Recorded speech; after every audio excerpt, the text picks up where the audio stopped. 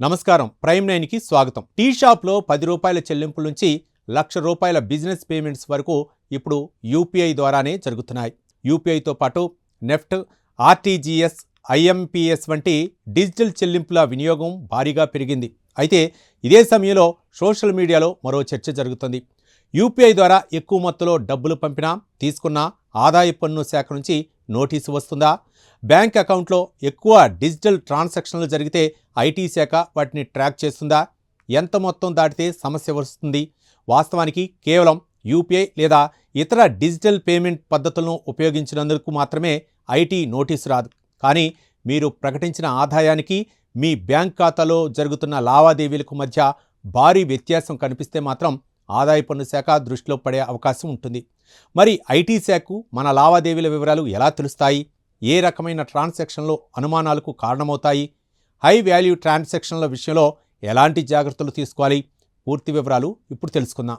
ముందుగా ఒక ముఖ్యమైన విషయం తెలుసుకోవాలి. యూపీఐ ద్వారా ఎక్కువ డబ్బులు పంపితే ఆటోమేటిక్గా ఐటీ నోటీసు వస్తుందనే ప్రత్యేక నిబంధన లేదు. అదేవిధంగా నెఫ్ట్, ఆర్టీజీఎస్ లేదా ఐఎంపీఎస్ ద్వారా పెద్ద మొత్తంలో డబ్బు ట్రాన్స్ఫర్ చేసినంత మాత్రాన కూడా నోటీసు రావాల్సిన అవసరం లేదు. ఇక్కడ ఆదాయ పన్ను శాఖ ప్రధానంగా పరిశీలించేది పేమెంట్ చేసిన విధానం కాదు, ఆ డబ్బుకు సంబంధించిన సోర్స్ ఆఫ్ ఫండ్స్. అంటే ఆ డబ్బు ఎక్కడి నుంచి వచ్చింది, అది చట్టబద్ధమైన ఆదాయమేనా, అవసరమైన చోట ఐటీఆర్లో ప్రకటించారా, చెల్లించాల్సిన పన్ను చెల్లించారా, లావాదేవీకి సంబంధించిన ఆధారాలు ఉన్నాయా అనే అంశాలు కీలకం.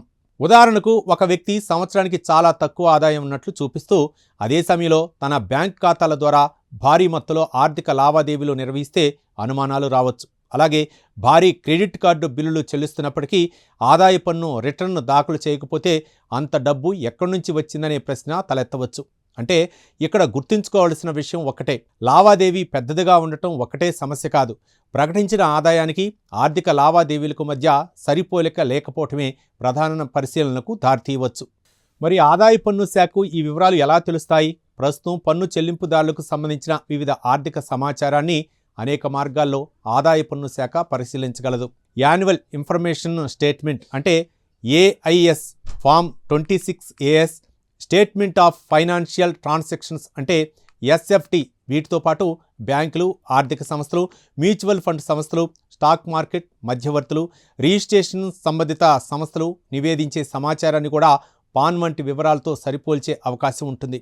దీంతో ఒక వ్యక్తి ఐటీఆర్లో ప్రకటించిన వివరాలకు ఇతర సంస్థల నుంచి వచ్చిన ఆర్థిక సమాచారానికి మధ్య భారీ వ్యత్యాసం కనిపిస్తే అది పరిశీలనకు రావచ్చు. ఉదాహరణకు ఏఐఎస్ లేదా ఫామ్ 26ASలో కనిపిస్తున్న ఆదాయం లేదా టీడీఎస్ వివరాలు ఐటీఆర్లో సరిగా ప్రతిబింబించకపోవడం, బ్యాంక్ ఖాతాలో తరచూ భారీ మొత్తంలో డబ్బు జమ అవుతున్నప్పటికీ అందుకు తగ్గ ఆదాయాన్ని ప్రకటించకపోవటం, ఖరీదైన ఆస్తులు కొనుగోలు చేసి వాటికి ఉపయోగించిన నిధుల మూలాల్ని సరైన పత్రాలతో వివరించలేకపోవటం, షేర్లు, మ్యూచువల్ ఫండ్లు లేదా ఇతర పెట్టుబడుల ద్వారా వచ్చిన పన్ను పరిధిలోని ఆదాయాన్ని ప్రకటించకపోవటం వంటి అంశాలు ప్రశ్నలకు దారితీయవచ్చు. ఇక హై వాల్యూ ట్రాన్సాక్షన్ విషయంలో మరో ముఖ్యమైన విషయం తెలుసుకోవాలి. కొన్ని నిర్దిష్ట ఆర్థిక లావాదేవీల వివరాలను సంబంధిత సంస్థలు నిబంధనల ప్రకారం ఆదాయ పన్ను శాఖకు రిపోర్ట్ చేయాల్సి ఉంటుంది. అయితే ఇక్కడ ట్రాన్సాక్షన్ రిపోర్ట్ అయింది అంటే తప్పనిసరిగా ఐటీ నోటీసు వస్తుందని అర్థం కాదు. రిపోర్టింగ్ అనేది ఒక ప్రక్రియ, నోటీసు రావటం అనేది వేరే విషయం.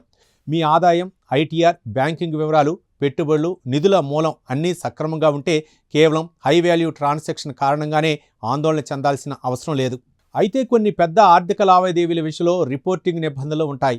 ఉదాహరణకు ఒక ఆర్థిక సంవత్సరంలో సేవింగ్స్ బ్యాంక్ ఖాతాలో భారీ మొత్తంలో నగదు డిపాజిట్లు, కరెంట్ అకౌంట్లో అధిక మొత్తంలో క్యాష్ డిపాజిట్లు లేదా విత్డ్రాల్స్, పెద్ద మొత్తంలో ఫిక్స్డ్ డిపాజిట్లు, అలాగే మ్యూచువల్ ఫండ్ పెట్టుబడులు, ఖరీదైన స్థిరాస్తులు కొనుగోలు లేదా విక్రయం, అలాగే అధిక మొత్తంలో క్రెడిట్ కార్డు బిల్లుల చెల్లింపులు వంటి ట్రాన్సాక్షన్లు సంబంధిత రిపోర్టింగ్ నిబంధనల పరిధిలోకి రావచ్చు. కాబట్టి యూపీఐలో ఇంత మొత్తం దాటితే వెంటనే ఐటీ నోటీస్ వస్తుంది అంటూ సోషల్ మీడియాలో వచ్చే ప్రతి మెసేజ్ను నమ్మకూడదు. మరి సాధారణ ప్రజలు ఎలాంటి జాగ్రత్తలు తీసుకోవాలి?